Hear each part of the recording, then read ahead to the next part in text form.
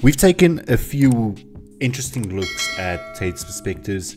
We've seen after the arrest, he's been changing into this more, I would say, religious person. He wasn't always big on religion, but now, you know, ever since him and Tristan have been in this jail situation, this constant battery by the public, they've turned very religious. They've calmed down in a sense, but I do like the version of Tate that he's turned into. Ladies and gentlemen, we are going to be checking out Andrew Tate's final message to humanity. Now, the title, pretty dramatic, but we're going to have to see what opinions come out of this. Tate's a very good speaker, right? So you have to like him, don't like him, but he's a very, very good speaker. And that is how he has built his audience. It's part of, and it's actually genius if you really think about it, right? Him and his brother have put out this massive, almost content spree that has just gained them all these followers, and over the years it's just grown and grown and grown until the level it is now. Ladies and gentlemen, make sure that you subscribe to Goals and Growth for more content like this. Also, feel free to go and join my free Discord community, Goals and Growth Discord community, where you can interact with like-minded individuals looking to achieve the best out of life. It is 100% free to join. There's also, for your time and to say thank you to you for tuning in for today, there's 3 of my motivational ebooks that you can go and download in the description down below. Other than that, let's check out Tate's final message to humanity. Andrew, what would you say to this, yeah? As we wrap up this podcast, I want to ask you this question. Let's just say the Matrix do pull their third strike on you, and they succeed. How do you want the world to remember you, and what's the impact you want to leave from people? Good question. I feel like I've lived a good life. I'm 37, and I would argue that I've lived more life than most 100-year-old men. I've done everything, been everywhere. I've made a mark, made an impact. What's life for? Well, life is to have children and to leave an impact and to teach your children things. It's crazy, man. Bunch of kids, done my job. So I don't want anyone to think I'm sad about it. It was a decision I made. I feel like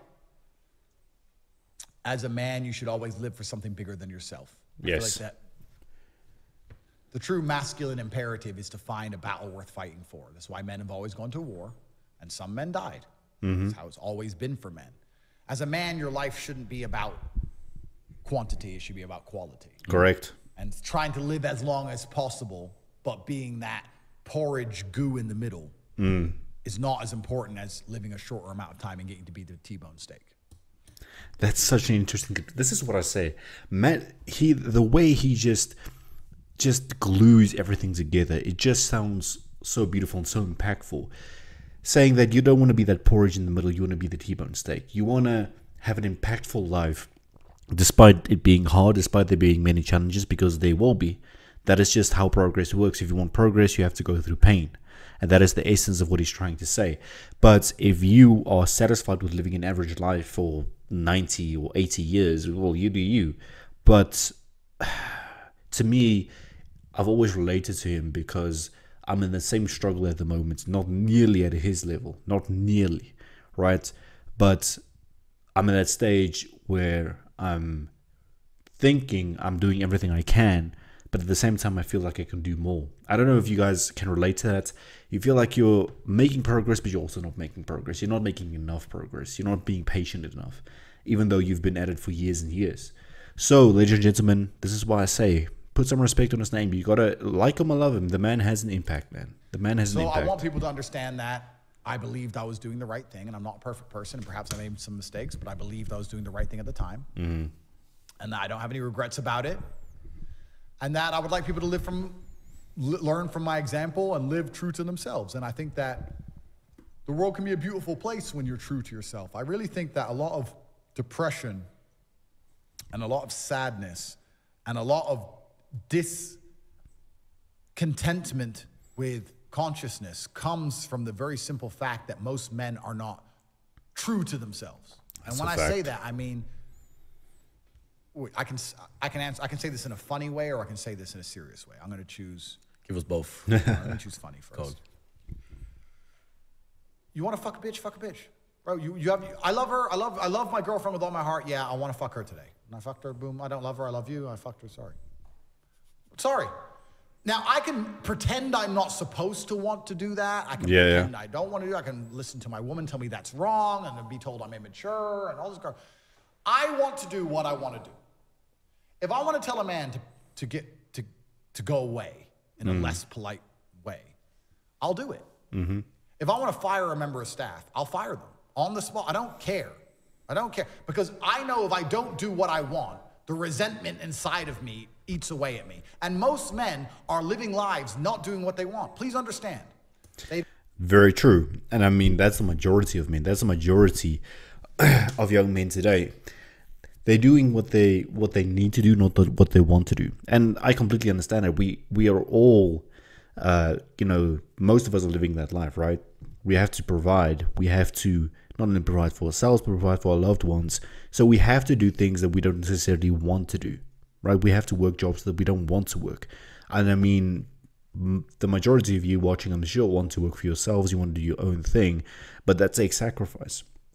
I mean, it's like me here sitting after work, after a long day, and I'm telling myself I'm tired, but I'm still recording, right? Because you have to have that imperative, you have to have that will or that drive to aspire to more in life.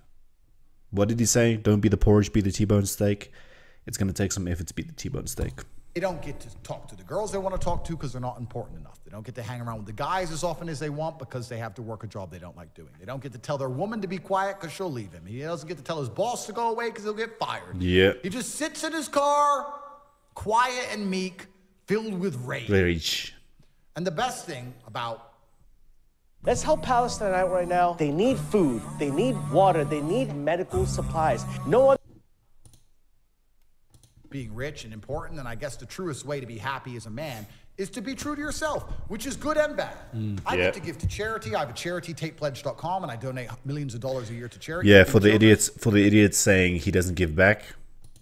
I love my kids. I love my friends. I love the people around me. And if I don't like someone, I tell them to get fucked. And I say it right to their face, in their eye. And if they want to do something about it, it's up to them. And I'm prepared for that too.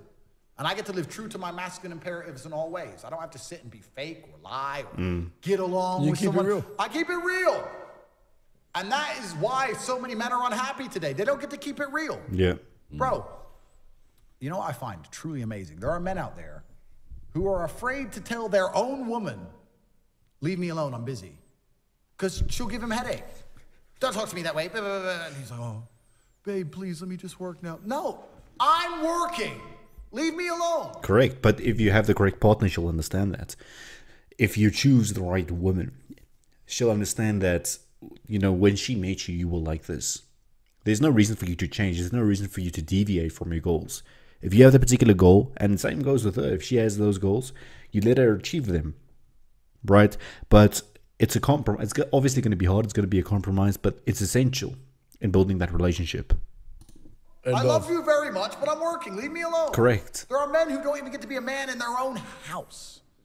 They don't even get to be a man in their own house. No wonder you're depressed. No wonder you're miserable. I'm talking about being the king of earth. You don't have to be the king of earth. At least be the king of your house. Yeah. If someone breaks into that house, you have to die to protect that woman. You're paying the bills. And you said leave me alone for 5 minutes. Is she giving you attitude? Bro, you said don't post our location on Instagram. They want to kill me, and she's worried about her likes. Most people's lives, most dudes' relationships, their lives are so fucked up. They don't even realize. No wonder you're sad. Look in the mirror. Look in your own eyes. I'd be miserable if I was these people. If I have a girlfriend. Man is speaking to the. I don't care what you say. You may not like him. You may hate him, in fact, but he's speaking to most of you right now. And I know for a fact that he's touching a nerve right now. He's touching a nerve of me, Best definitely. Things about status. I know this is a bit off topic because you asked me how I want to be remembered, but the answer is I want to live true to my masculine imperatives. But if I have a girlfriend and I get a girlfriend and I like her very much and we're together, and I say, we're together now, you don't need Instagram. You know what she says? Cool. And deletes it. I don't have to force her. I don't have to tell her. I don't have to control her. I just say it. And she's like, yeah, because she respects me and she knows I'm worth more than any Instagram page. If you say to your chick, delete Insta, she's like, well, I want my Insta. Get rid of her. Right, well, I mean, she needs it for some, I don't know. But I'm saying, if you're not even in, most men, I think most men desire respect. I think we all desire respect. All desire respect, yeah. But if you're not in charge of your house and you're not in charge of your own relationship and you're working for someone else, you're not in charge of your business. And obviously you're not in charge of the government because they're out to wreck you. Like, what are you doing? Of course you're sad. Right, guys. So we're going to end the video there. This is what I'm saying. This post-jail Tate is something else. Someone who speaks directly to the heart, touching nerves that are supposed to be touched to wake you up.